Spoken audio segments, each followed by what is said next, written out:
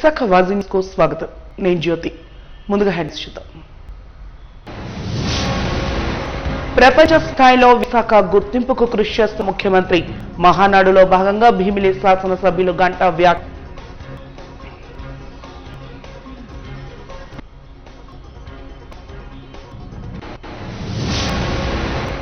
Visakha beach road మూడో రోజు కొనసాగిన యోగాసనాలతో ఆరోగ్యాంధ్ర సాధ్యమవుతుందని శిక్షకులు, అభ్యాసకులు.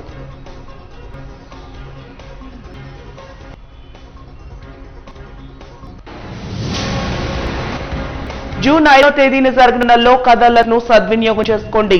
జిల్లా న్యాయ సేవాధికార సంస్థ ప్రధాన కార్యదర్శి సన్యాసి నాయుడు పిలుపు.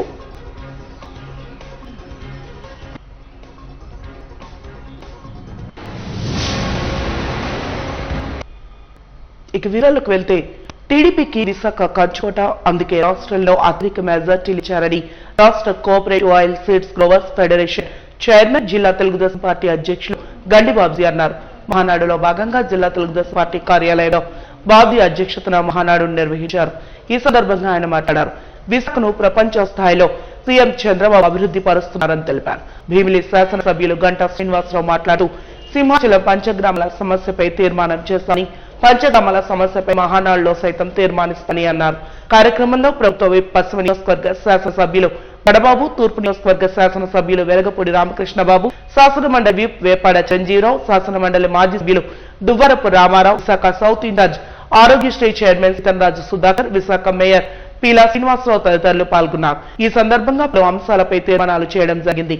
తొలుత స్వర్గీయ ఎన్టీ రామారావు విగ్రహాన్ని పూలమాలలు వేసి ఘన నివాళులర్పించారు. గత 3 సంవత్సరాల్లో జిల్లాలో చనిపోయిన నాయకులకు, కార్యకర్తలకు మౌనం పాటించి నివాళులర్పించారు.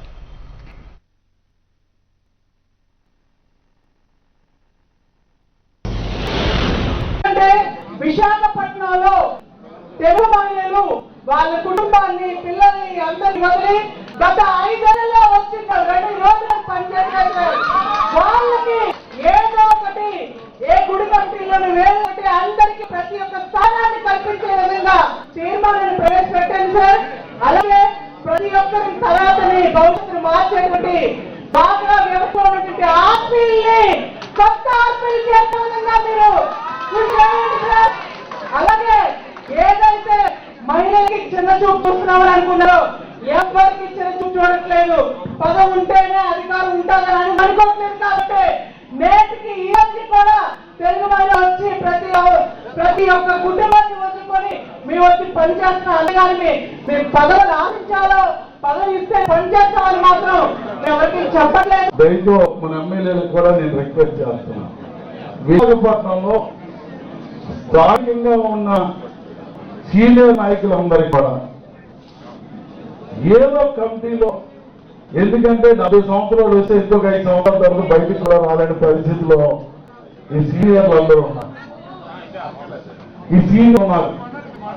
ఈసారైనా మనం గుర్తింపించి ఏదైనా కమిటీల్లో టోటల్ గా ఫిల్ చేయాలని ఎమ్మెల్యేలందరికీ రిక్వెస్ట్ చేస్తూ, అలాగే రాష్ట్ర స్థాయిలో నేను ఎందుకంటే 2 రకాలు ఉన్నాయి సార్. ఎమ్మెల్యే గారు అంటున్నారు పార్టీ పుట్టినప్పుడు ఎన్టీ రామారావుతో జెండా ఎత్తి ఈ రోజు వరకు నడుస్తున్న నాయకులు చాలా మంది ఉన్నారు సార్. తారక రామారావు గారు 1982 మార్చి 29న తెలుగుదేశం పార్టీ పెట్టిన దగ్గర నుంచి ఈ రోజు వరకు కడపలో మహానాడు పెట్టలేదు. చంద్రబాబు నాయుడు గారి నాయకత్వంలో ఈసారి మొదటిసారిగా కడపలో మహానాడు ఏర్పాటు చేస్తున్నాం. కాబట్టి తెలుగుదేశం పార్టీ కార్యకర్తలు, నాయకులు అందరూ కూడా తప్పకుండా విజయాన్ని కోరుకుంటూ, ఆయనకు ఆల్రెడీ మొన్న సినిమా చూపించారు. ఏ మాత్రం సౌండ్ లేకుండా రౌండ్ వేశారు ఆయనకి. ఇలా విశాఖపట్నంలో అయితే నీకు కాలు పెట్టే ఛాన్స్ అని చెప్పి ప్రజలు ఇప్పటికే చెప్పారు. 2014లో వాళ్ళ అమ్మగారు సాక్షాత్తు పార్టీ గౌరవాధ్యక్షురాలు ఆమె ఇక్కడ విశాఖపట్నంలో పోటీ చేస్తే, చాలు బాబు మీరు మాకు అవసరం లేదు, ఇక్కడ మాదొక ప్రశాంతమైన నగరం, మీ వాళ్ళు మా వద్దు అని చెప్పని పార్టీ గౌరవాధ్యక్షురాలని ఓడించిన ఘనత విశాఖపట్నం ప్రజలు. సరే 2019 వైఎస్ఆర్ పార్టీ ప్రపంచం అన్నారు. 151 సీట్లు రాష్ట్రం మొత్తం గెలిచారు అనూహ్యంగా. కానీ విశాఖపట్నం మాత్రం మళ్ళీ ఆ రోజు కూడా కాలు పెట్టాం. నార్త్, ఈస్ట్, వెస్ట్, సౌత్ 4 దిక్కులు కూడా తెలుగుదేశం పార్టీ ఎమ్మెల్యేలు గెలిచి ఆ ప్రజలలో కూడా విశాఖపట్నం అంటే ఏంటో మొత్తం రాష్ట్రం తెలిసే విధంగా చేసిన గల విశాఖపట్నం ప్రజలది. కాబట్టి జగన్మోహన్ రెడ్డి గారు మీకు ఒకటే మేము తెలియజేస్తా ఉన్నాం, నువ్వు ఎన్ని గుప్పిగంతులు వేసినా, ఎన్ని గొప్ప గొప్ప కబుర్లు చెప్పినా, ఎక్కడైతే నీకు ఏమాత్రం ఆస్కారం లేదు, అవకాశం లేదు. ఎక్కడే కాదు రాష్ట్రం కూడా నీది గత చరిత్ర. నేను గతంలో చెప్తా ఉండేవాడిని, తెలుగుదేశం పార్టీ అధికారంలో రాష్ట్రంలో ఉంది, వైఆర్ పార్టీ అనేది మునిగిపోతున్న పడవ అని చెప్పని. ఇప్పుడు మునిగిపోతున్న పడవ కాదు, మునిగిపోయింది. మనం చరిత్రలో పాఠ్య పుస్తకం చదువుకోవాలి. ఒకప్పుడు ఈ టైంలో వైఎస్ఆర్ పార్టీ ఉండింది, ఎలా అధికారంలోకి వచ్చింది, మళ్ళీ ఆ తర్వాత ప్రజల చేత్కారానికి గురయ్యి పార్టీ ఎలా అయిపోయిందని కూడా చరిత్రలో చదువుకోవాల్సిన పరిస్థితి వస్తూ ఉంటుంది. అటువంటి దీన్ని మనం అందరం గుర్తుపెట్టుకోవాలని తెలియజేసుకుంటూ ఆయన నిన్న ప్రెస్ మీట్ లో చెప్పారు, నేను పెద్దవాడులోనే ఉన్నాను, వస్తే కావాల్సిన అరెస్ట్ చేసుకున్నాను చెప్పాను. జగన్మోహన్ రెడ్డి గారికి అర్థం కాదు ఏంటంటే, ఆయన చేసిన తప్పులు తేలిన తర్వాత ఆయన విజయవాడలో ఉన్నా, విదేశాల్లో ఉన్నా, లేకపోతే ఎక్కడున్నా లాక్కొచ్చి ఖచ్చితంగా అరెస్ట్ చేస్తారు. జూనియర్ ఛాంబర్ ఇంటర్నేషనల్ కి అనుబంధంగా ఏర్పాటైన జేకామ్ మెగా కొలాబరేషన్ సమావేశం విశాఖలో ఓపెట్ హోటల్లో జరిగింది. జేసీఐ జోన్ 4 పరిధిలో జరిగిన ఈ సమావేశంలో సంస్థ జాతీయ అధ్యక్షుడు జేసీఐ వేణుగోపాల్ మాట్లాడుతూ, జేసీఐ జోన్ 4 పరిధిలోకి వచ్చే ఏపీ సభ్యులు ఎంతో క్రియాశీలక పాత్ర పోషిస్తున్నారన్నారు. సభ్యత్వ నమోదులో 15,000 సంఖ్యను అధిగమించడమే తమ లక్ష్యమని తెలిపారు. అనంతరం జేసీ రామసూర్య మాట్లాడుతూ, సభ్య వ్యాపారవేత్తలందరూ సమావేశమై వాణిజ్య అభివృద్ధికి తీసుకోవాల్సిన సూత్రాలు, మెరుగైన పద్ధతులపై పరస్పరం ఈకామ్ మెగా కొలాబరేషన్ మీట్ లో చర్చిస్తున్నామన్నారు. వ్యాపార రంగంలో కొత్త అడుగు పెట్టే వారికి కూడా దిశానిర్దేశం చేస్తున్నామని తెలిపారు. Visakha 8.0 table chairman J Dilip Kumar మాట్లాడుతూ, 2 ఏళ్ల క్రితం ఏర్పాటైన జేకామ్ కి దేశవ్యాప్తంగా 5,000కు పైగా సభ్యులు కలిగి ఉన్నారని అన్నారు. కార్యక్రమంలో JCI aluminium lions club, rotary club సభ్యులతో పాటుగా జోన్ అధ్యక్షుడు సంతోష్ శివకుమార్, జోన్ మెంటర్ కేవీరావు, జాతీయ వైస్ చైర్మన్ సూర్య, సభ అధ్యక్షుడు JCOM zone 4 chairman Shivashankar, JAC zone 4 chairman Vineeth Kumar తదితరులు పాల్గొన్నారు. జేసీలో ఒక విభాగం అండి బిజినెస్ గురించి. ఈ రోజుల్లో ప్రతి జనరేషన్ ప్రతికి ఏంటంటే బిజినెస్ మీద ఎక్కువ కాన్సన్ట్రేషన్ ఉంది. So JC organisation is one of the oldest organisation in India. 100 years complete చేసుకుంది. దీంట్లో జేసీఐలో వచ్చేసరికి మనకి 56,000 మెంబర్స్ ఉన్నారు. అండ్ దీంట్లో బిజినెస్ అట్ వచ్చేసరికి జేకామ్లో ఆల్ ఓవర్ ఇండియా వచ్చేసరికి మనకి 5,000+ మెంబర్స్ ఉన్నారు ఇండియాలో. ఇది స్టార్ట్ అయ్యి 2 సంవత్సరాలు మాత్రమే అయింది. మరి మన ఆంధ్రప్రదేశ్ ప్రాంతానికి వస్తాను, ఆంధ్రప్రదేశ్లో మొత్తం కలిపి 750 మంది ఉన్నారు తిరుపతి నుంచి విశాఖపట్నం వరకు తీసుకుంటే. సో ఇది వచ్చేసరికి మెయిన్ బిజినెస్ అండి. దీని నెట్వర్కింగ్ మాత్రానికి ఒక మంచి స్కోప్ ఉంది. సో జేకామ్ కూడా మీకు జాయిన్ అవ్వడానికి కూడా ఒక మంచి వాల్యూ ఉంటుంది, మంచి నెట్వర్క్ ఉంటుంది, మంచి మెంబర్స్ కూడా ఉన్నారు. సో అందరికీ జేకామ్లో జాయిన్ అవ్వాల్సిందిగా కోరుకుంటున్నాను. జేసీ అనేది చాలా పెద్ద ఆర్గనైజేషన్ అండి. వరల్డ్లో 127 కంట్రీస్లో ఉందండి. అలానే మన ఇండియాలో 28 స్టేట్స్లో ఉందండి. మొత్తం 28 జోన్స్ ఉన్నాయండి. అలానే జోన్ 4 అనేది చాలా పెద్ద ఆర్గనైజేషన్ అండి. అలానే జేసీఐ అనేది. సో ఈ రోజు అయితే మన కార్యక్రమం ఏమైతే జేకామ్ అనేది ఒక ఆర్గనైజేషన్ అయితే ఇక్కడ మెగా సిటీసీ ఆర్గనైజేషన్, దానికైతే చీఫ్ గెస్ట్ గా అయితే మన వేణుగోపాల్ గారు ఎంత వచ్చారండి నేషనల్ చైర్మన్ గా. అలానే నేషనల్ వైస్ చైర్మన్ గా రామసూర్య గారు వచ్చారండి ఈ రోజు ఇక్కడికి. అలానే అయితే ఇనాగరేటర్ గా కేవీరావు గారు, అలానే అయితే జోన్ చైర్మన్ ఏమైతే మన జడ్పీ గారు అయితే గెస్ట్ ఆఫ్ ఆనర్ గా ఇక్కడికి ఎంత వచ్చారు జోన్ ప్రెసిడెంట్ సంతోష్ శివకుమార్ గారు. అలానే మా మొత్తం మెగా సిటీసీ అనే ఆర్గనైజేషన్ ప్రోగ్రామ్ కండక్ట్ చేశారండి. సో దీని కింద అందరూ కూడా భావించి నెట్వర్కింగ్ చేసుకోవడం చాలా పెద్ద ఆర్గనైజేషన్ కాబట్టి ఒకరికొకరు బిజినెస్ చేసుకోవడం చాలా ఈజీ ఉంటుందని ఇక్కడ కండక్ట్ చేసామండి. So happy to be in the state of Andhra Pradesh for this mega C2C meet. Actually, JCOM is a referral organization where it intends to dip its member business through a referral system. So, Zone 4, which is in the state of Andhra Pradesh, is doing very well, and have a huge membership strength in Zone 4, and they are doing a very good business. And so I am so happy as national chairman that Zone 4 is doing well, and I wish them all the best in the days to come. And we are in 2025 we have set target of 10,000 members and 400 tables all across India. JCOM is doing very well in India, and especially in Andhra Pradesh, they are doing fabulously well. So once again, I wish Zone 4 and the state of Andhra Pradesh all the best, and I hope to meet you all in the days to come very soon. కూటమి ప్రభుత్వం మరోసారి ఏకపక్షంగా ఇంటి కొలతలు తక్కువ పేరుతో భారీగా పన్ను పెంపునకు నిర్ణయించిందని దీని సిపిఎం పార్టీ వ్యతిరేకిస్తోందని 70వ ward corporator doctor B Gangarao స్పష్టం చేశారు. ఈ సందర్భంగా జీవీఎంసీ ప్రధాన కార్యాలయం వద్ద భారీగా ఆస్తి పన్నులు పెంచే చర్యలను ఉపసంహరించాలని కోరుతూ నగర మేయర్ శ్రీనివాస్ కు వినతి పత్రాన్ని అందజేశారు. అనంతరం ఆయన మీడియాతో మాట్లాడారు.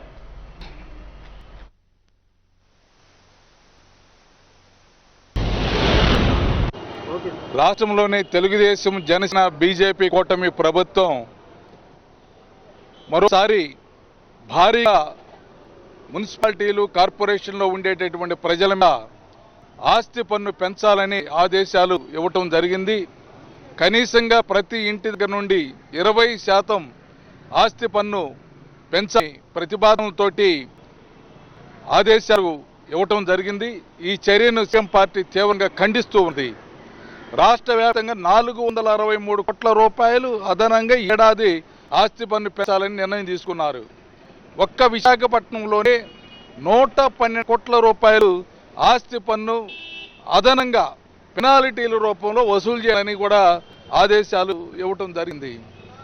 గత ఎన్నికల్లో మీరు చెప్పింది ఏమిటి, ఇప్పుడు చేసింది ఏమిటని నేను అడుగుతూ ఉన్నాను చంద్రబాబు నాయుడు గారిని, పవన్ కళ్యాణ్ గారిని.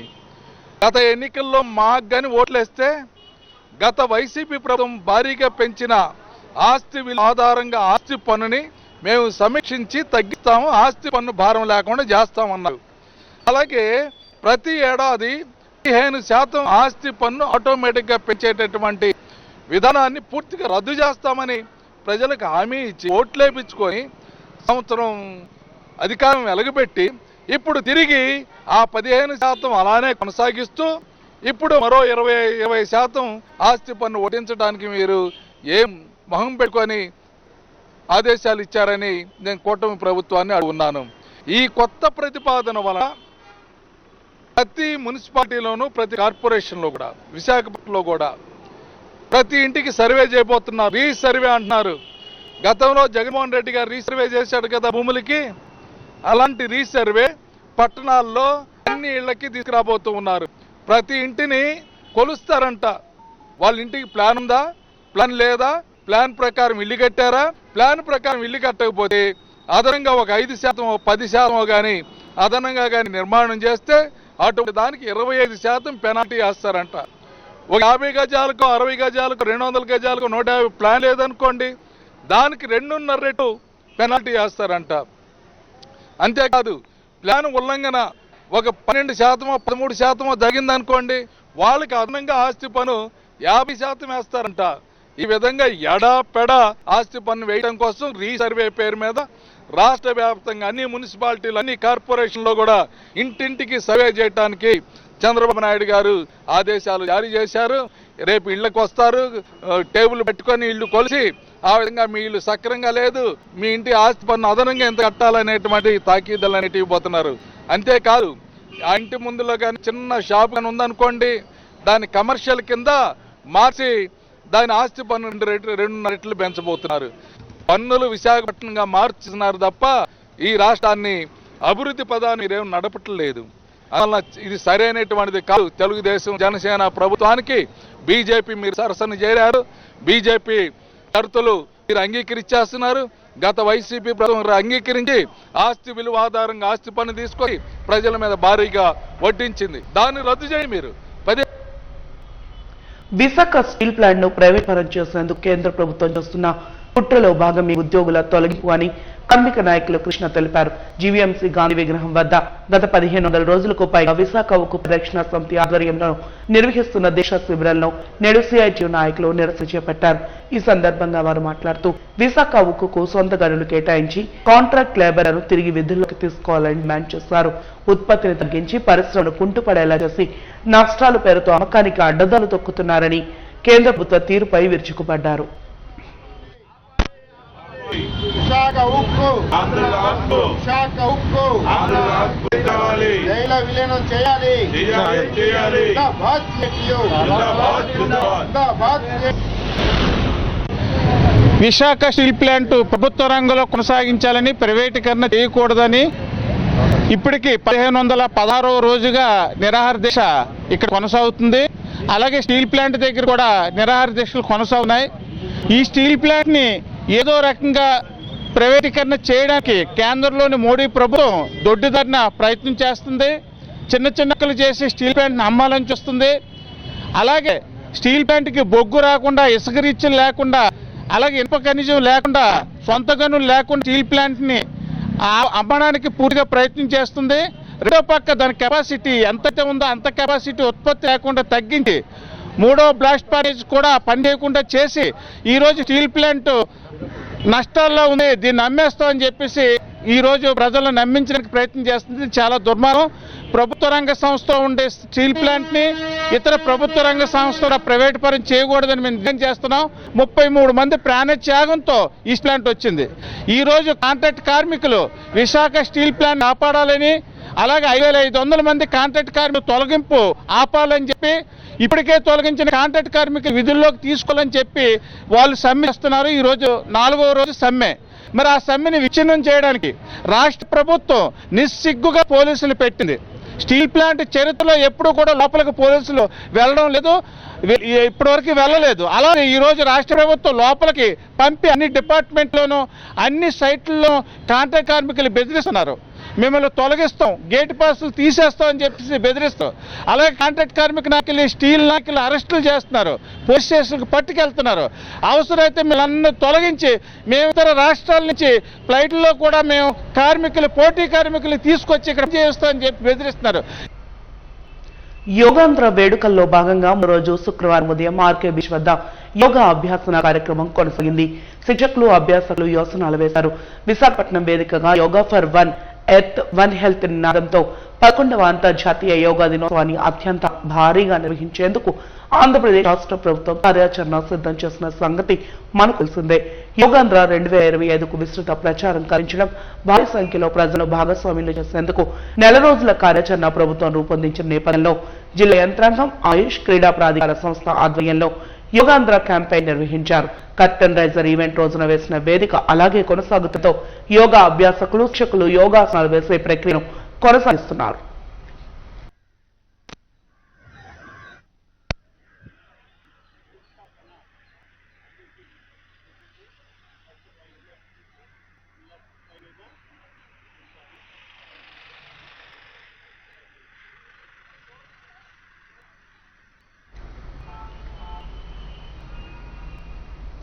ఎన్హెచ్ఎం సిబ్బందితో పాటు తమకు 23% జీతభత్యాల పెంపును డిమాండ్ చేస్తూ ఏపీఎన్సీఏ ఆధ్వర్యంలో కమ్యూనిటీ హెల్త్ ఆఫీసర్స్ చేసిన నిరసన దీక్ష నేడు 26వ రోజుకు చేరుకుంది. ఈ సందర్భంగా జీవీఎంసీ గాంధీ విగ్రహం వద్ద సిబ్బంది ప్రజ్ఞ మాట్లాడుతూ తాము చేసిన శాంతియుత ధర్నా ప్రభుత్వంలో స్పందన కలిగించకపోవడం దురదృష్టకరమన్నారు. మహిళలందరూ ఒకే చోట చేరి తమ పిల్లల, కుటుంబాల భవిష్యత్తు రిమోట్ కంట్రోల్ ఏరియాల్లో పనిచేస్తున్నా గుర్తించకపోవడం దౌర్భాగ్యమన్నారు. ప్రభుత్వ నియామక సమయంలో ఇచ్చిన హామీలను నెరవేర్చాలని, 6 సంవత్సరాల సర్వీస్ ఉన్న వారిని క్రమబద్ధీకరించాలని డిమాండ్ చేశారు. తమ పీఎఫ్ అకౌంట్లను పునరుద్ధరించాలని కోరారు.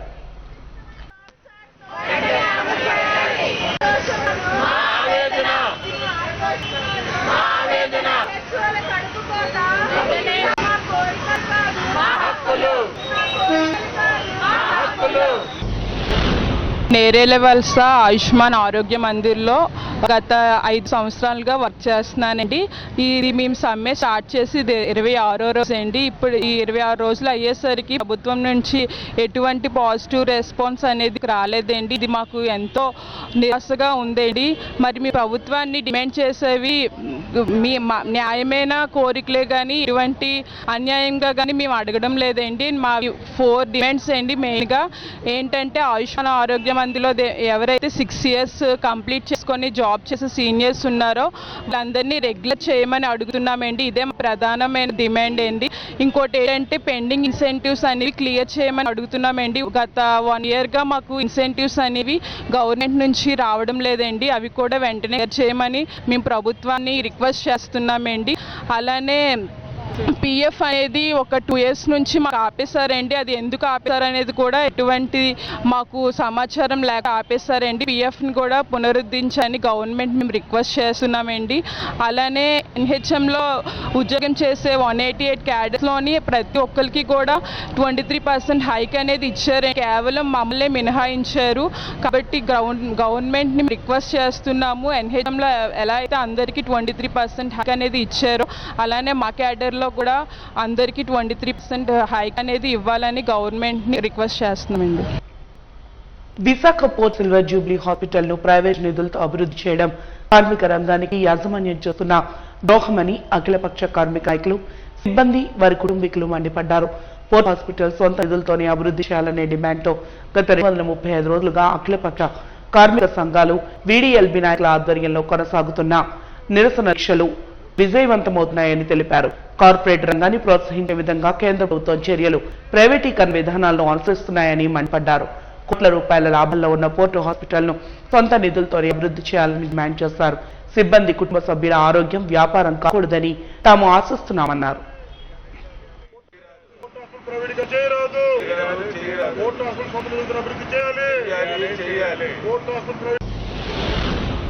గత 8 నెలలుగా హాస్పిటల్ ప్రైవేటైజ్ అవ్వకూడదని చెప్పి ఇక్కడ కార్మికులు, రిటైర్డ్ కార్మికులు అందరూ కూడా నిర్వాధికంగా దీక్ష చేపట్టారు. 235వ రోజు ఈరోజు.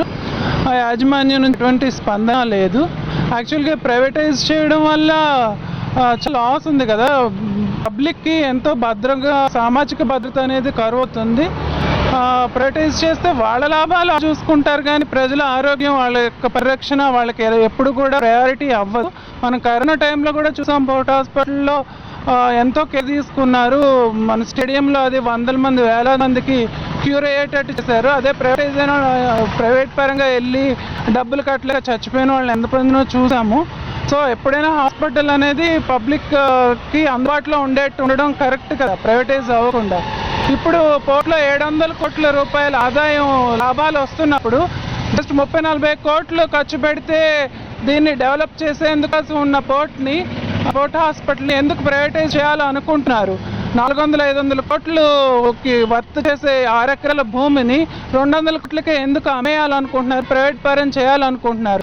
ఈ పోర్ట్ హాస్పిటల్ని ప్రైవేట్ పరం చేసేసి ఇంకా మిగతా 11 పోర్టులను కూడా ఇదే బాటలో ముందుకు తీసుకెళ్ళిపోవాలని గవర్నమెంట్ కుచితమైన ఆలోచనలు చేస్తున్నట్టు అనిపిస్తుంది. రానున్న 2-3 రోజుల్లో కేరళను రుతుపవనాలు తాకనున్నాయని, అరేబియా సముద్రంలో అల్పపీడనం వాయుగుండంగా మారే అవకాశం ఉందని విశాఖ తుఫాను హెచ్చరికల కేంద్ర అధికారి తెలిపారు. ఈ సందర్భంగా ఆయన మీడియాతో మాట్లాడుతూ ఈ నెల 27న బంగాళాఖాతంలో మరో అల్పపీడనం ఏర్పడనుందన్నారు. ఏపీకి మరో 2 రోజుల పాటు వర్ష సూచన కొనసాగుతుందన్నారు. కోస్తాలో అక్కడక్కడ ఉరుములతో కూడిన జల్లులు, 1-2 చోట భారీ వర్షాలు కురిసే అవకాశం ఉందని తెలిపారు. నైరుతి ఋతుపవనాలు దక్షిణ అరేబియా సముద్రం, మాల్దీవులు, కామెరూన్, దక్షిణ బంగాళాఖాతం, మధ్య బంగాళాఖాతం మరియు ఈశాన్య బంగాళాఖాతం మీదుగా పయనిస్తున్నాయి. ఇవి రాగల 2 రోజుల్లో కేరళ తీరాన్ని తాకే అవకాశం ఉన్నది.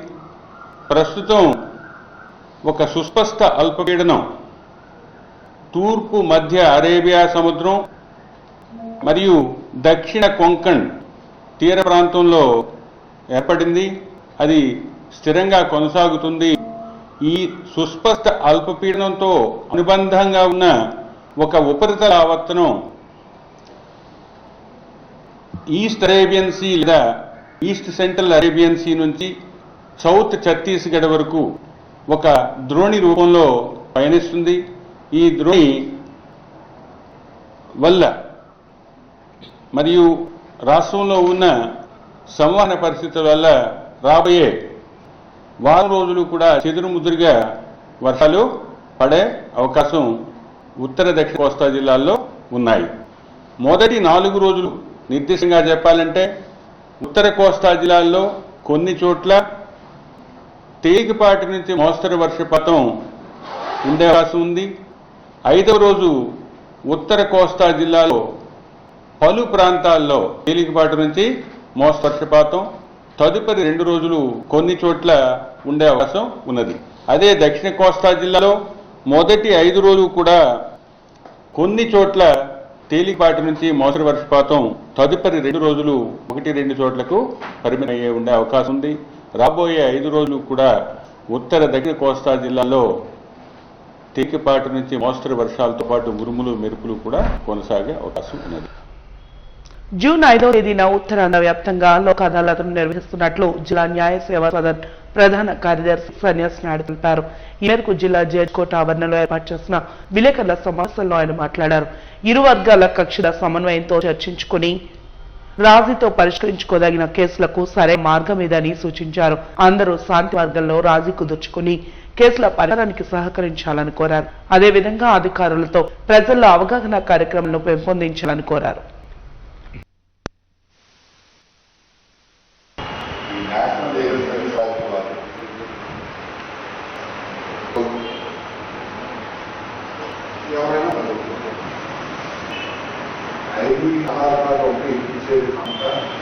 వాళ్ళు త్వరగా ఏం చేస్తుంటే ఆయనకి కూడా ఇచ్చే కార్యక్రమం కూడా ఉమ్మడి విశాఖపట్నం ప్రజలందరికీ జిల్లా న్యాయ సేవాధికార సంస్థ విశాఖపట్నం వారి తరపున మరియు మండల న్యాయ సేవా కమిటీల తరపున అందరికీ ముఖ్యమైన విజ్ఞప్తి ఏంటంటే, జూలై నెల 5వ తేదీన విశాఖపట్నం ఉమ్మడి జిల్లాలో ఉన్న అన్ని కోర్టుల పెర్మిస్లోని జాతీయ లోక్ అదాలత్ అనేది కండక్ట్ చేయడం జరుగుతుంది. ఈ లోక్ అదాలత్లో రాజీ చేసుకోదగ్గ క్రిమినల్ కేసులు, చెక్ బౌన్స్ కేసులు, మోటార్ యాక్సిడెంట్ క్లెయిమ్ కేసులు, ల్యాబ్ డిపార్ట్మెంట్ తాలూకా కేసులు, కన్జ్యూమర్ ఫోరంలో ఉన్న కేసులు, అలాగే సివిల్ కేసులు కూడా అన్ని కేసులను పార్టీలు తక్కువ డబ్బు ఖర్చుతో మీరు రాజీ చేసుకోవచ్చు. కాబట్టి రాజీ చేసుకోదలసిన పార్టీలు అందరూ కూడా మీ అడ్వకేట్స్ ద్వారా ఆయా కోర్టుల్లోని మెమోలు ఫైల్ చేయడం కానీ చేసి ఆ లోక్ అదాలత్ రిఫర్ చేయించుకోవడం, లేదా లోక్ అదాలత్ రోజే మీరు కోర్టు ముందుకి హాజరయ్యి కోర్టులో మీరు చెప్పినట్లయినా కేసును మీరు రాజీ చేసుకున్న టర్మ్స్ ద్వారా అవార్డ్స్ అనేవి పాస్ చేయబడుతుంది. ఈ అవకాశాన్ని ప్రజానీకం అందరూ వినియోగించుకోవాలని కోరుకుంటూ, ఈ రాజీ అవడం వల్ల మరి ఫర్దర్గా హైకోర్టుకు పోయే అప్పీల్ అనేది వేసే అధికారం అనేది ఉండదు, అలాగే డబ్బు కూడా ఖర్చు అనేది ఉండదు. 2021 సంవత్సరంలో నమోదైన పల్లా గీత మిస్సింగ్ కేసు విశాఖ పోలీసులు ఛేదించారు. ఈ మేరకు నిందితుడు అలుగు దివాకర్ను విలేకరుల సమావేశంలో ప్రవేశపెట్టారు. పోలీస్ కమిషనరేట్ సమావేశ మందిరంలో ఏర్పాటు చేసిన విలేకరుల సమావేశంలో సిపి డాక్టర్ శంకర్ప్రద బాగ్జీ కేసు వివరాలను వెల్లడించారు. ఉత్తరాలు వివాహం చేసుకోమని బలవంతం చేస్తున్న నేపథ్యంలో ఆమెను అడ్డు తొలగించుకునేందుకు హత్య చేసినట్లు విచారణలో తేలిందన్నారు. కేసు దర్యాప్తులో చురుకుగా వ్యవహరించిన పోలీస్ సిబ్బంది ప్రశంసా పత్రాలు అందించి అభినందించారు.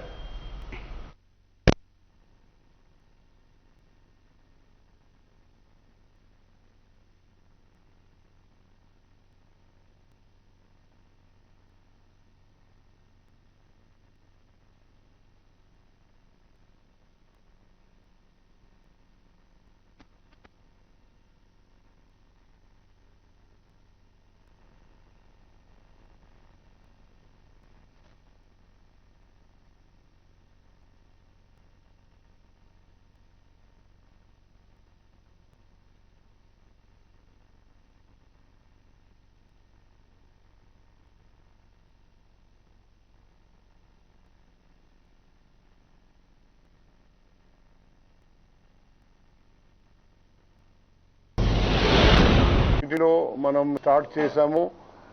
పాత కేసులు, అన్సాల్వ్డ్ కేసులు, అన్డిటెక్టెడ్ కేసులు డిటెక్ట్ చేయడం. ఇంతకుముందు మనకు తెలుసు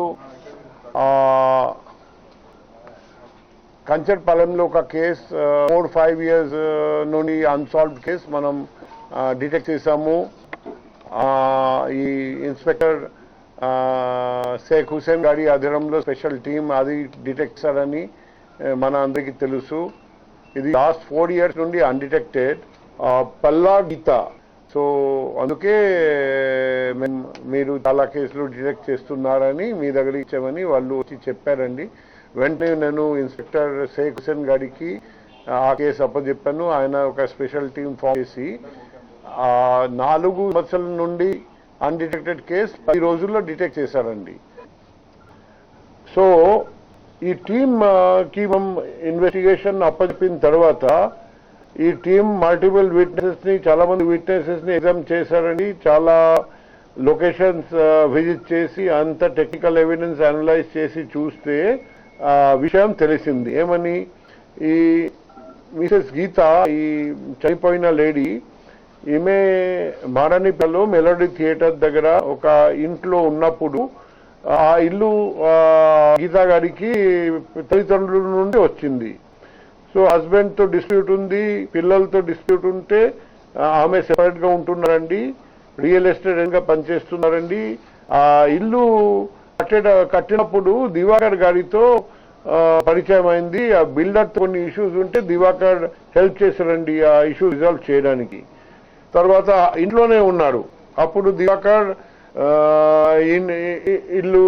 ఇంటి వదిలేసి వేరే చోట వెళ్ళిపోయారు. స్టఫ్తో కలిసి ఒక కళ్ళు వెళ్ళిపోయారు, హౌస్ చేయకుండా.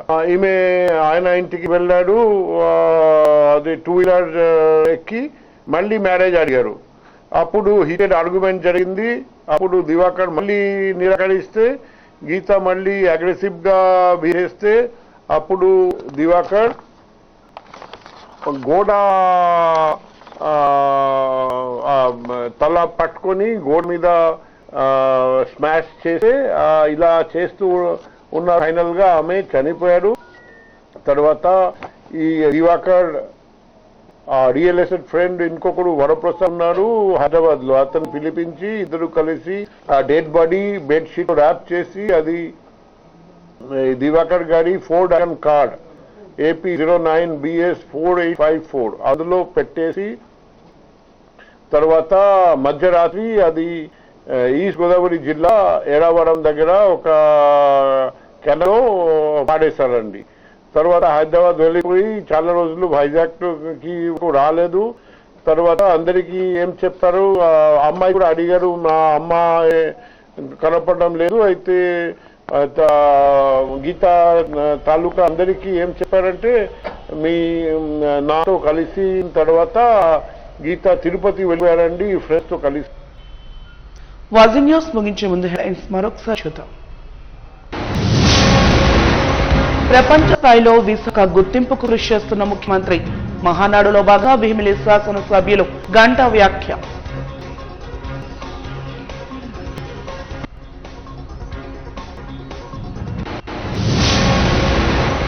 విశాఖ బీచ్ రోడ్ లో 3వ రోజు కొనసాగిన యోగా అభ్యాసన.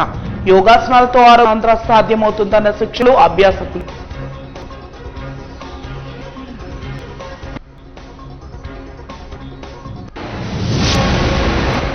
జూన్ 5వ తేదీ జరగనున్న లోక్ అదాలత్ ను సద్వినియోగం చేసుకోండి. జిల్లా న్యాయ సేవాధికార సంస్థ ప్రధాన కార్యదర్శి సన్యాస్ నాయక్ పిలుపు.